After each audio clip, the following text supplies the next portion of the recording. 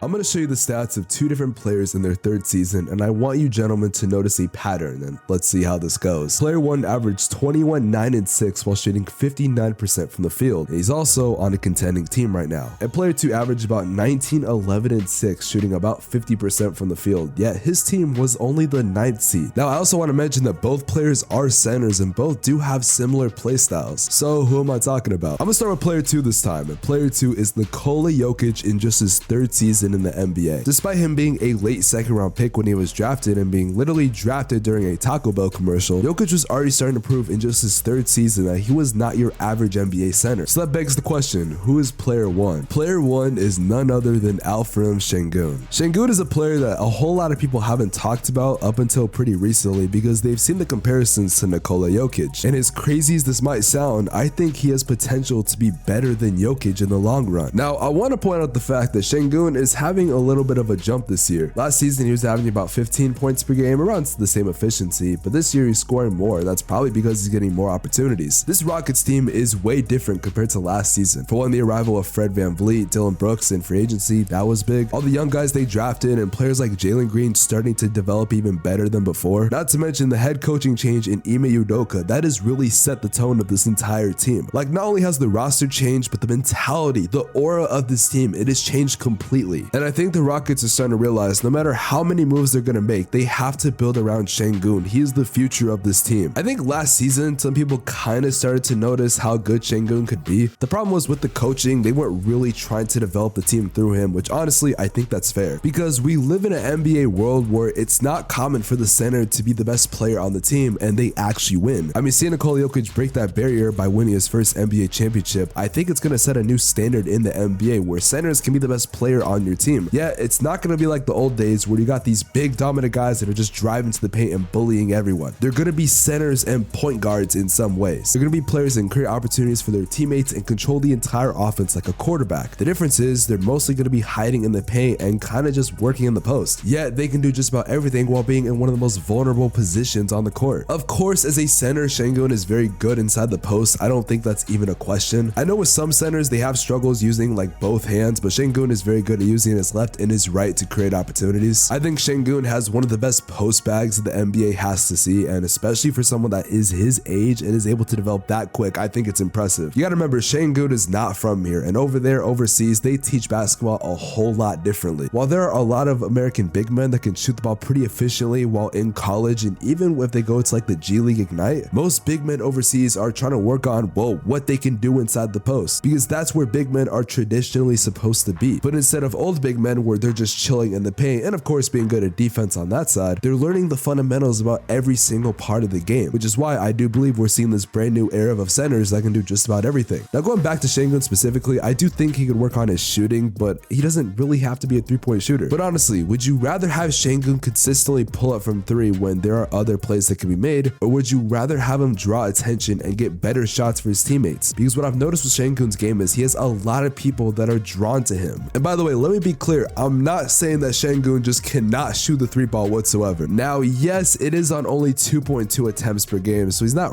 really shooting them that consistently. But like I said, does he really need to keep shooting the three? I don't think so. Now, there's something that Sengun does that is very similar to Jokic and Luka Doncic. And I noticed that Sengun has the ability to control the pace of the game. We're getting in a world where the NBA is starting to move slower. At least that's where the winning teams are. If you can control the pace of the game, you can control when you want it to be slow or when you want it to be fast, you're going to be in a great situation. And that's exactly what Sengun is able to do. Last season, I noticed that Sengun did have some issues on the defensive side, but I gotta give credit to him, man. This year, he's doing way better on defense. And again, this might be a hot take, but I think Sengun, because of his defensive ability, if he can continue to be a consistent defender, there's a chance that he surpasses Jokic before he turns 25. Guys, I don't know if you know this, but Sengun is only 21. And the fact that there's a possibility that at the age of 21, with the development he's had, he could be a legitimate all-star this year. Oh yeah, and I just found out that Hakeem Olajuwon was trading Sengun in his postgame, so that probably explains why he's a fucking demon down there.